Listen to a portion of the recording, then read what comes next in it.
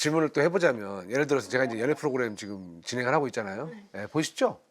네. 이게 그냥 별 우여곡절이 다 있어요. 예, 막 갈 것 같은데 안 가고 막 싸우다가 마지막에 이제 최종 선택 전이야. 야, 이거 선택을 할까 말까. 최종 커플이 될까 말까. 막 그러잖아요. 그러면 이제 그 될까 말까. 어떻게 될까. 이때부터 도파민이 계속 나오기 시작하는 겁니까? 아니면 최종 커플이 됐습니다 할 때 도파민이 터지나요? 이게 궁금합니다. 이거 많이 궁금하실 거예요. 네. 저 진짜 어느- 제일 궁금해요, 사실은. 네, 어느 생각보다. 단락에서 터질지. 정확하게는 네. 내가 예상보다 많은 보상이 주어질 때예요.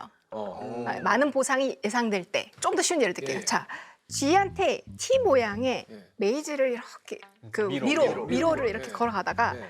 오른쪽으로 딱 하면 내가 보상을 줘요.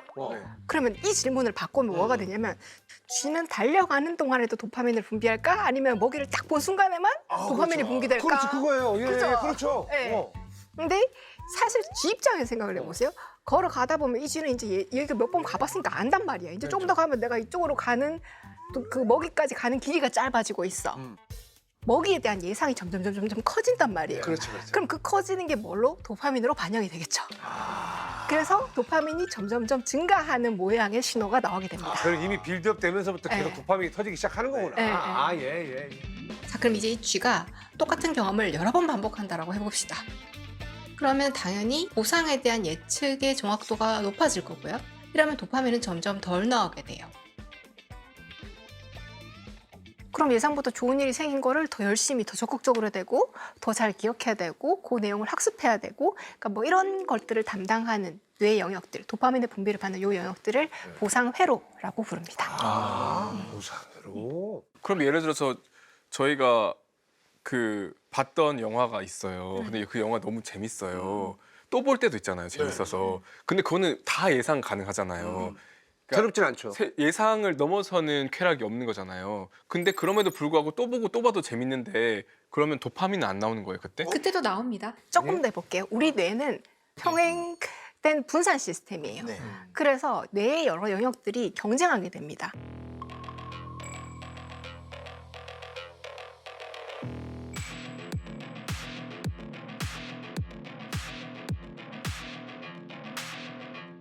에스컬레이터를 타는데 그 에스컬레이터가 고장난 상황을 생각해봐요. 네. 우리는 그런 거 한두 번 본 거 아니고 머릿속으로 알아요. 저 고장난 거고 계단이랑 똑같은 거라고 그냥 알아요. 오늘 똥 밟았네. 그렇죠, 뭐. 그쵸. 그런 생각. 근데 머릿속에서는 고장났어, 계단이랑 똑같아만 있는 게 아니라 쟤는 에스컬레이터라는 정보가 두 개가 있는 거예요. 두 가지가 경쟁을 합니다. 그렇죠. 그래서 어떤 일이 생기냐면 에스컬레이터를 고장난 거 알고 발을 디뎠는데 몸이 기우뚱해요. 왜? 얘는 에스컬레이터라는 정보와 얘는 고장나서 멈춰있어라는 정보 두 개가 경쟁하기 때문입니다. 근데 내려가다 보면은 이제 얘는 멈춰있어라는 정보가 누적이 되면서 이제 평평하게 내려갈 수 있게 되죠.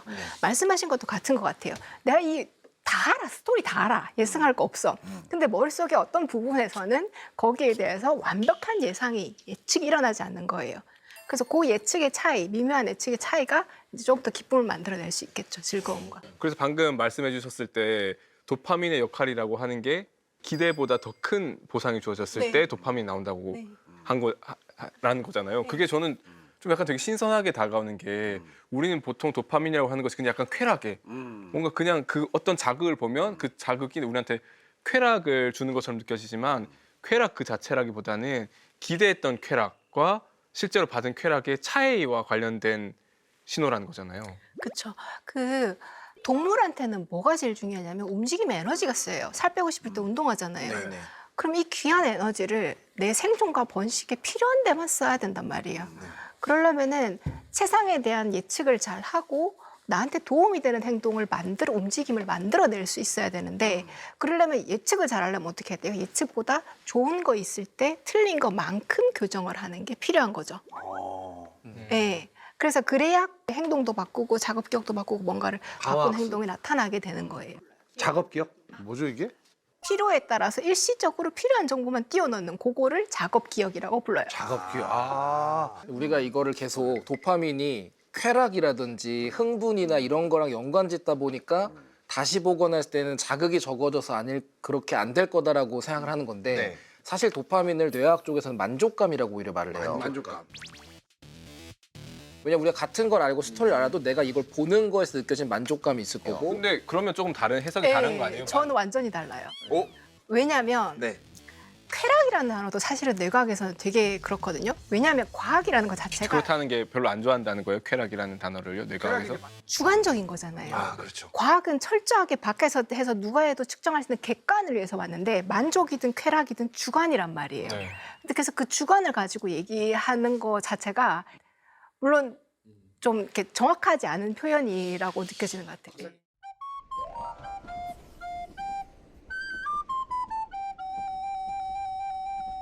아니 그 도파민을 좀 짧은 시간 안에 계속 나오게 할 방법이 있을까요? 나는 그 뭐 연애 프로그램이니까 24기 옥순 씨가 모든 남자들 다 찢어놓을 때. 근데 짧은 예상치 시간에 못했던.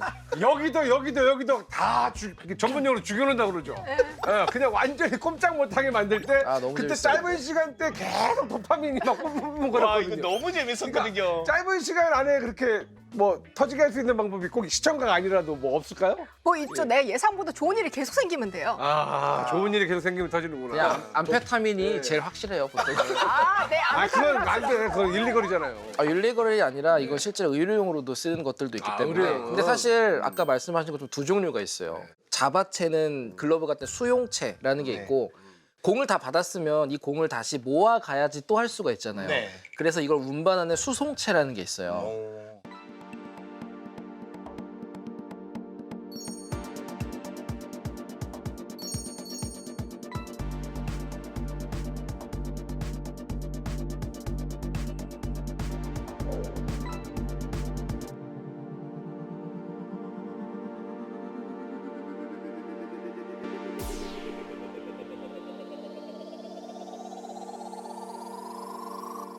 이런 역할을 하는 게 보통 암페타민이나 뭐 메스암페타민, 코카인 이런 녀석들이고. 만나면 안 되는 근데 녀석들이. 재미있는 게 뭐냐면은 지금 말씀드린 이런 물질들이 도파민이랑 구조가 굉장히 비슷해요.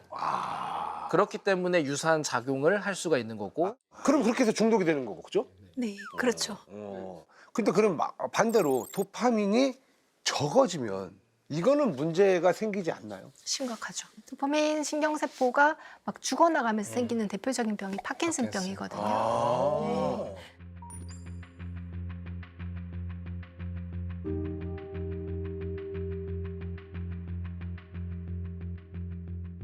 네. 질문 하나 던져볼게요. 네. 파킨슨병의 그 신경세포가 한 몇 % 정도 죽어야 그 파킨슨병의 증상이 나오기 시작할까요? 한 10%? 저도 한 10% 생각했어요. 생각보다 적을 것 같은데. 많이 죽어야 될 것 같은데 절반 이상 죽어야 될 것 같은데. 30%. 30%. 85% 그러니까 정도. 절반 이상일 것 같았어. 그럼 거의 다 죽은 건데요? 네, 도파민이 이제 신경세포가 막 죽어 나가니까 도파민 분비가 적을 거 아니에요. 대표적으로 줄무늬체 같은데 네. 이제 움직임을 시작하는 것도 힘들어지고 동작 자체도 되게 느려지고 이런 문제들이 생기게 됩니다. 네. 파킨슨병. 네, 학습 양상 이런 것도 영향을 좀 받는다라고 해요. 그러면 도파민이 어느 정도는 계속 일정량이 좀 확보가 돼야겠네요. 예, 사실 많다 적다로 단순하게 말하기보다는 필요할 때, 필요한 위치에, 필요한 만큼 있으면서 조절을 해줘야죠. 그러면은 만약에 그렇게 죽어 나가면은 그런 문제가 생긴다 그러면 아까 암페타민 같은 거 약으로도 쓴다고 그랬잖아요. 네. 그러면 그때 치료할 수 있는 약이 그런 암페타민이나 그러네요. 이런 건가요? 파킨슨병이 생길 수 있다고 하니까. 아까 그 장훈재 교수님 말씀하셨던 엘도파를 엘도파. 치료를 할 때 씁니다. 도파민을 만드는 티로신에서 네, 엘도파. 중간 단계 엘도파. 네. 그거를 파킨슨병에서는 치료약으로 넣어요. 얘는 뇌로 갈 수 있으니까 재료를 공급해 주는 거예요.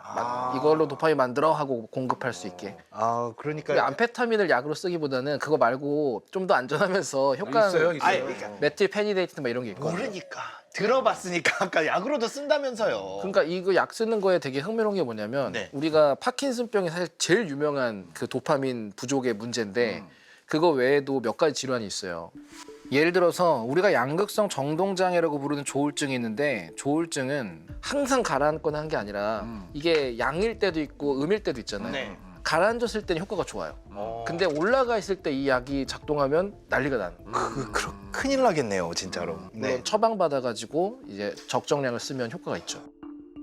많이 오해하시는 게 도파민에 중독되는 건가라고 오해를 하시는데 도파민에 중독된 게 이게 마약에 중독된 거 아니냐라고 걱정하시는 분들 계시잖아요. 그러다 보니까 뭐 게임을 많이 한다거나 그렇죠. 뭐 자극적이거나 노는 걸 많이 한 학생들이 그것만 혹시 계속 보니까. 도파민 때문에 문제가 아니냐 그렇죠. 하시는데 네. 그건 또 아니죠. 아니에요. 왜냐하면 도파민은 단지 우리 몸에 영향을 주는 생체 분자일 뿐이고 근데 또 재밌는 건 도파민이 꼭 긍정적인 건 아니에요. 아, 그래요?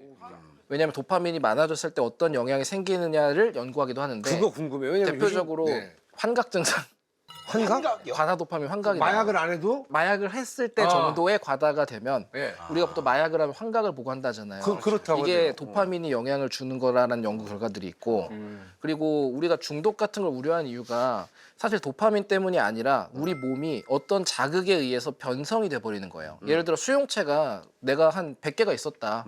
정상적인 거면 이걸로 충분해요. 근데 아까 그 노니 파리 이야기처럼 네.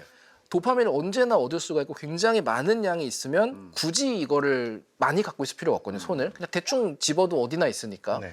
그 우리 몸의 효율성을 중시하다 보니까 유전자에서 이런 수용체 발현을 수용체라고 한 번 만들어서 100년 내내 똑같은 걸 쓰는 게 아니니까 덜 만들기 시작해요. 근데 그러다 갑자기 도파민이 줄어들면 내가 지금 손 하나밖에 없는데 잡을 게 없잖아요. 우울해지고. 그럼 다시 또 막 늘려야 되니까 도파민을 찾는 거예요. 이건 도파민의 문제가 아니라 뭐 니코틴이 됐건 알코올이 됐건 우리가 의존성을 보인다라는 모든 것들은 이게 너무 자주 들어오다 보니까 내가 영향을 제어할 필요가 없어가지고 적응해버리는 거거든요.